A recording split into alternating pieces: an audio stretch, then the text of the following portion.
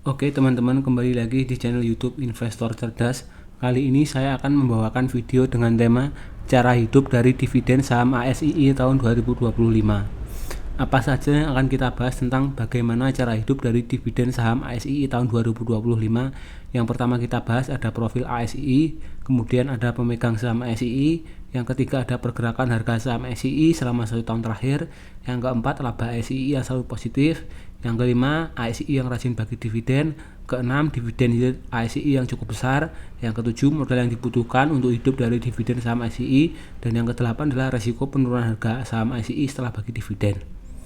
Profil ASII Astra International Tbk.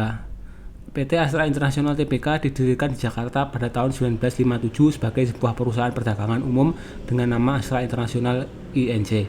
Pada tahun 1990 telah dilakukan perubahan nama menjadi Astra International Tbk dalam rangka penawaran umum perdana saham perseroan kepada masyarakat, yang dilanjutkan dengan pencatatan saham perseroan di Bursa Efek Indonesia dengan menggunakan tiker ASII. Nilai kapitalisasi pasar Astra pada akhir tahun 2020 adalah sebesar 244 triliun. Sesuai anggaran dasar perseroan, kegiatan usaha yang dapat dijalankan oleh perusahaan mencakup perdagangan umum, perindustrian, pertambangan, pengangkutan pertanian, pembangunan, jasa, dan konsultasi. Hingga tahun 2020, Astra telah mengembangkan bisnisnya dengan menerapkan modal yang berbasis sinergi dan terdiversifikasi pada 7 segmen usaha, terdiri dari otomotif, jasa keuangan, alat berat, pertambangan, konstruksi dan energi, agribisnis, infrastruktur dan logistik, teknologi informasi, dan properti. Pemegang saham SII. Nah, pemegang saham SII ada Jardine Cycle and Carriage Limited, itu memegang saham sebanyak 20 miliar 290 juta atau sebesar 50,11%. Nah, Jardine Cycle Carriage Limited ini adalah pengendali Astra International saat ini. Sisanya ada masyarakat non-berkat sebanyak 18 miliar 240 juta lembar saham atau sebanyak 45,07%, dan masyarakat berkat sebanyak 1 miliar 950 juta lembar saham atau sebanyak 4,82% dari total saham yang beredar. Untuk pemegang saham ASII dari November 2024 hingga 30 April 2025 cenderung mengalami penurunan. Pada November 2024, pemegang saham ASII berjumlah 156.954, dan pada April 2025 pemegang saham ASII sebanyak 151.259 atau turun sekitar 5.000 orang ya teman-teman pemegang sahamnya. Pergerakan harga saham ASII selama 1 tahun terakhir. Nah, selama 1 tahun terakhir pergerakan harga saham ASII cenderung sideways ya teman-teman. Dia bergerak dari harga 4.000-an sampai 5.000. Untuk harga tertinggi ASII selama 1 tahun terakhir ada di harga 5.300, sedangkan harga terendah ada di harga 4.290. Dan harga saat ini ada di harga 4.780. Laba ASII, laba yang selalu positif. Kita lihat pendapatan ASII dari tahun 2020 hingga tahun 2024. Pada tahun 2020 pendapatan ASII 175 triliun. Pada tahun 2021 pendapatan ASII naik menjadi 233 triliun, dan pada tahun 2022 pendapatan ASII naik lagi menjadi 300 triliun. Pada tahun 2023 pendapatannya naik lagi menjadi 316 triliun, dan pada tahun 2024 pendapatannya naik menjadi 330 triliun, 900 miliar. Nah, dari tahun 2020 hingga tahun 2024 dari 175 triliun menjadi 330 triliun itu hampir naik 2 kali lipat ya teman-teman pendapatannya. Dan ini walaupun perusahaannya sudah cukup gede tapi tetap bertumbuh ya teman-teman pendapatannya, dan ini bagus menurut saya. Lanjut ke net income atau pendapatan bersih. Pada tahun 2020 pendapatan bersih ASII sebanyak 16 triliun.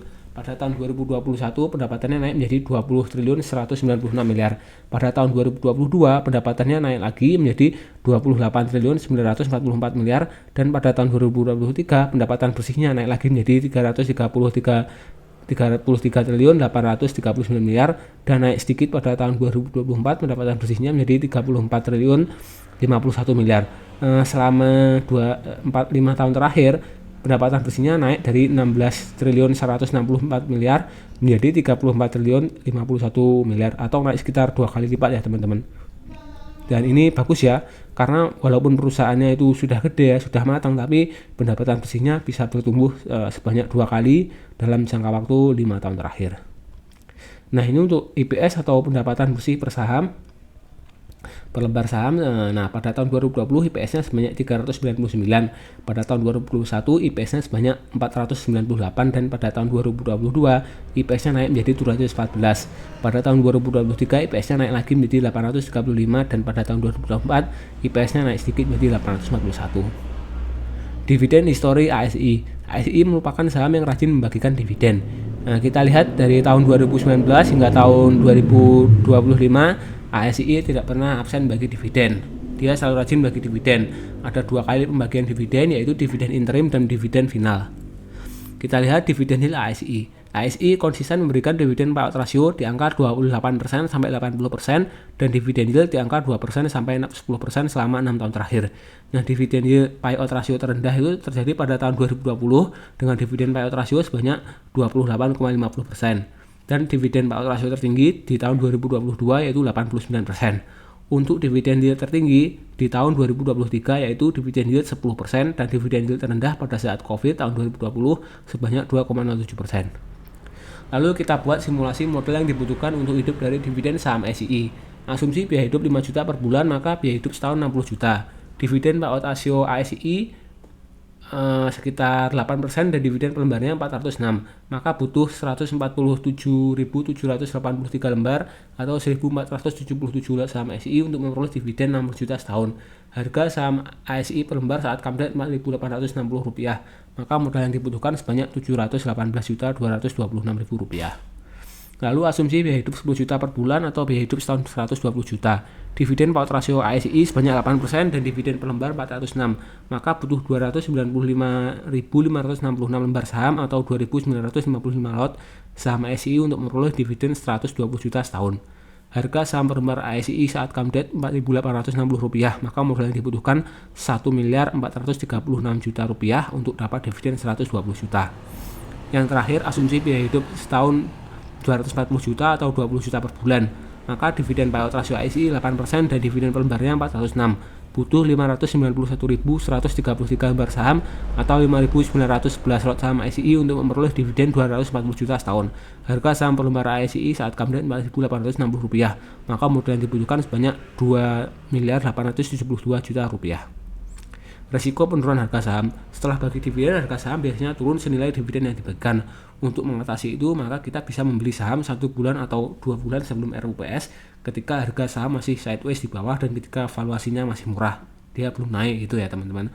Nah, solusi kedua dengan menjadi investor jangka pandang yang fokus pada dividen. Jadi kita berharap imbal balik dari dividen yang dibagikan tiap tahun selain mengharap dari capital gain.